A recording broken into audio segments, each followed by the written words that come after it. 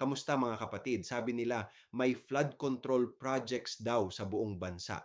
Pero bakit tuwing may ulan, lagi pa ring lumulubog ang mga komunidad? Kung totoo ang mga proyekto, bakit hanggang tuhod pa rin ang baha? O minsan hanggang bubong? Ang problema hindi ulan, kundi ang gobyernong binaha ng korupsyon. Bilyon-bilyong piso ang ginastos sa mga flood control projects mula pa sa panahon ni Digong hanggang kay PBBM. Pero kung saan napunta ang pera, iyan ang hindi kayang sagutin ng kahit anong drainage system. Habang binabaha ang mahihirap, binabaha rin ng proyekto at pondo ang mga bulsa ng ilang nasa kapangyarihan. Ang flood control, ginawa nilang cash control.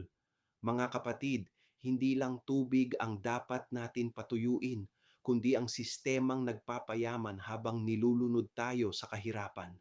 Manalangin tayo, oo, pero manindigan din laban sa mga lider na ginagawang negosyo ang kalamidad. Ako si Padre Jesse Galilea, may pusong Pinoy, kasama mo sa pananalig at pakikibakang panlipunan.